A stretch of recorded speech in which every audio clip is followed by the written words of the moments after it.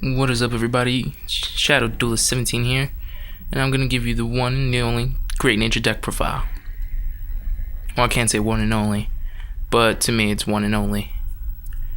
Anyways, I have finally finished it. I have changed a couple things from what you saw in my last video, from the sneak peek of my Great Natures, but yeah, there's a lot changed. This deck was 41 at that point. And I just got the last 9 triggers to complete it to make it full 50 at my locals last Saturday, or this past Saturday actually. And anyways, let's get on with the deck profile. These sleeves are fairly new, so they might slip every once in a while. Put the Karibo up here. Flask Marmoset. Yes, I have changed my starting Vanguard from grade 0 locks to Flask Marmoset. The Chain Ride, I believe, is harder than any other card to get besides Limit Breakers. Limit Breakers and the Locks Chain Ride is probably the hardest to get because nobody really likes them. Mainly because Great Natures was primarily set in set 7, along with Great Natures and Pale Moon. I believe it's Pale Moon as well. There's a lot of stuff for Pale Moon. Anyways. Flask Marmoset, when you ride it, call a rearguard. Counterblast 2, add 4,000 to any other rearguard, and it retires at the end phase. 2 Intellimouses. When he's in rearguard, you rest him, and add 4,000 to any other unit. Retires at end phase. Yeah, I like Great Natures because I like how it retires themselves at the end phase, but gain pluses while doing it.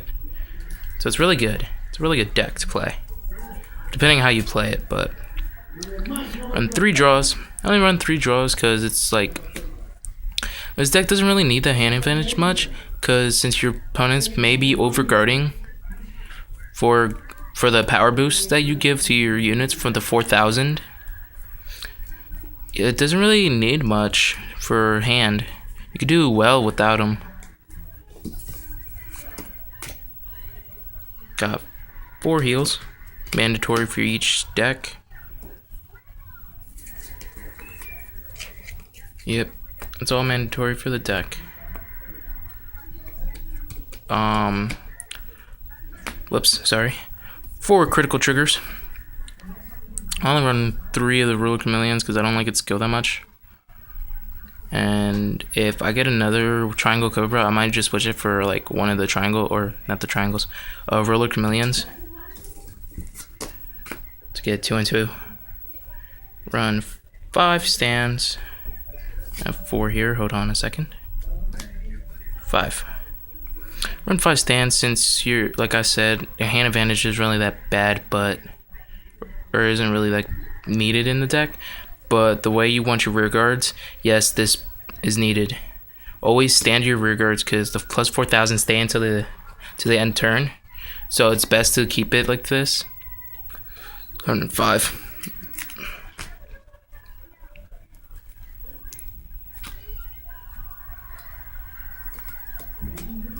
For Silver Wolves, Little Sage Marin of Great Natures. I use him because like he could be in 12k booster for just 1 plus 4,000, and if I use the plus 4 on him like 3 times, he'll be at 20,000 for a 20,000 booster. So it's really good.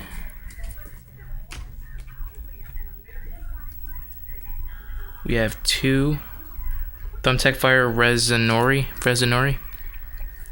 7k booster. It's really kind of good because when you counterblast 1, it gains plus 1,000. I believe Soul Guiding Elf is the one from Royal Paladins that does the same thing. Not sure. Yeah, it's Soul Guiding Elf. I've seen it a lot in people's Majesty Lord Blaster decks. 2 Stamp Sea Otters. I only run 2 because Stamp Sea Otter is kind of hard to get, mainly because it's a promo card. I don't know how people could get 4 somehow. I don't know. Anyways, he cannot be retired by card effects, even your own, so keep him plus 4, plus 4, plus 4, plus 4. He will not get retired. And Kagros cannot retire it. Some other decks that have units that can retire your opponent's units, yeah, they won't affect him neither. So you always have these two unless one's in damage zone or in your hand from a draft check. 2 Feather Penguins. Feather Penguin, when he boosts a School Dominator apt, Soul Blast 1 at 5,000 to apt's attack. So apt without his limit break is at 21, but with his limit break it'll be at 26. 2 TikTok Flamingos. Run 2 because I really like his effect when he is called to rearguard. You can give another Great Nature rearguard an extra effect of when it's put in the drop zone at the end of phase. You can unflip a damage, so you can keep on counterblasting since that counterblasts a lot to add the 4,000. 1 Monoculous Tiger. Run 1 because like it's not really much to deal with, but he has to attack Vanguard. What his skill is, like when he attacks, you add 4,000 to any other rearguard and retire it at the end phase. So it's not really that much good. So I just would run 1, maybe 2, depends on what I feel like to do.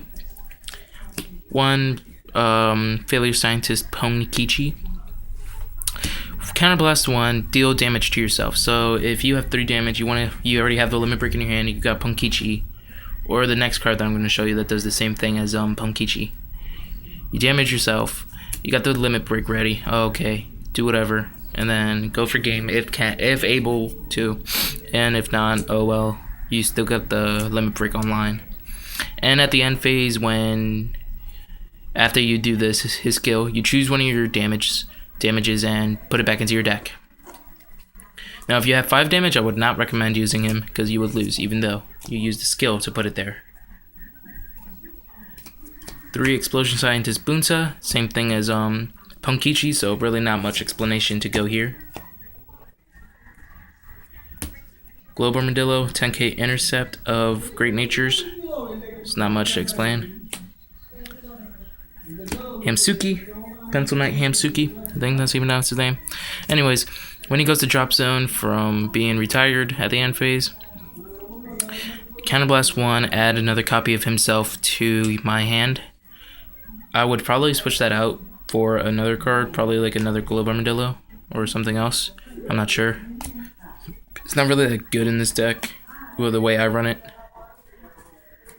3mm drafts. Run only 3 because when he attacks your opponent's units,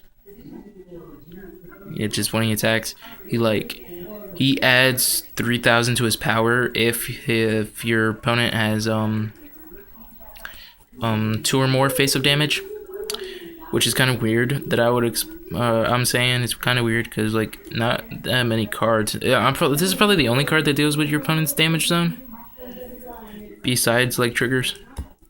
But with your opponent's damage zone being 2 face up, it gains +3, so it's kind of weird. I never heard of that effect before. It's pretty good. I'm gonna run 3. Run 4 Geograph Giants. It's my panda of the deck. It's a panda. It's vanilla of Green Natures, 10k booster or 10k attacker. It's a panda. Why would you want a panda? It's because pandas are cool. 3 Scientist Monkey Ruse. Does the same thing as the Flask Marmoset, except for the part that sides from Soul. Anyways, exactly the same thing. Counterblast 2, retire a unit and end phase after +4,000. It's a buff monkey. You don't see that monkey, it's buff. Okay, Schoolbag Sea Lion. It's not really much of a good card, but I use it for now. If I get another grade 3, I would change it out. But when he drives checks grade 3, he gains +5,000. So, like, if you would have had a different grade 3, say Scientist Monkey Roo or my next card, the Limit Breaker, School Dominator apt, you would, like, just drive check a grade 3. Oh, nothing happens. Trigger. Because, like, you would need 2 triggers for the card. Oh, yeah. yeah, whatever. No, the second trigger sucks. Can't do anything. But with him, you drive check the grade 3. Okay, +5. Second check trigger +5, and whatever the trigger was. So it's kind of really good in its own way. I believe Crimson Butterfly Bridget, I think that's how you pronounce his name, does the same thing. I'm not sure if you pronounce it Bridget, but I know it does the same thing since my brother has that trial deck from Royal Paladins with extra cards. But anyways, to wrap up my Great Nature deck profile is my Limit Break School Dominator Apt. When he limit breaks, when he attacks, he's +5,000. So that's why I said with Feather Penguin, it's 26.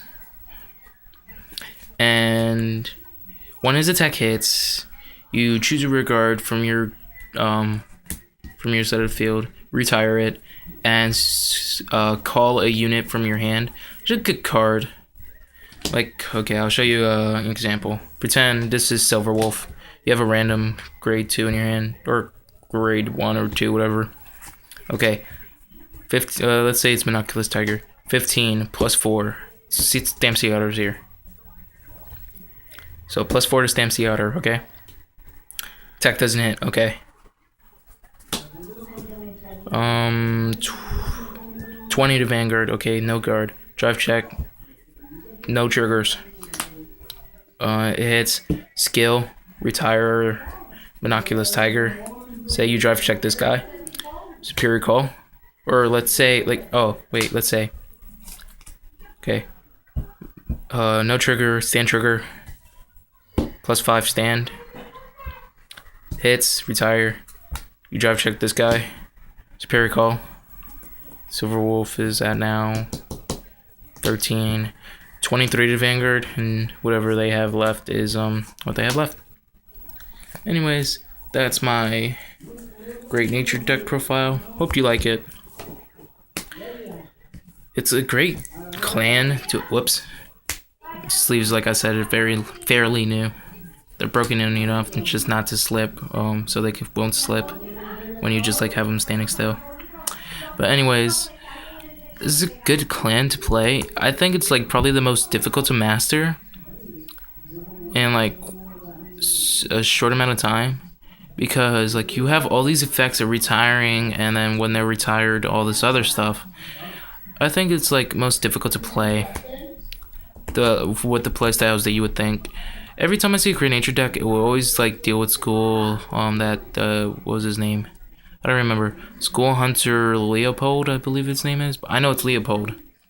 Or the Lox Chain Ride. That's what I always see. I never seen anybody use Apt, or if there's another limit break to this deck. I'm not sure. But I never seen anybody use Apt, so I would use Apt for now. I would also try to get the other limit breaks, because I would just like them.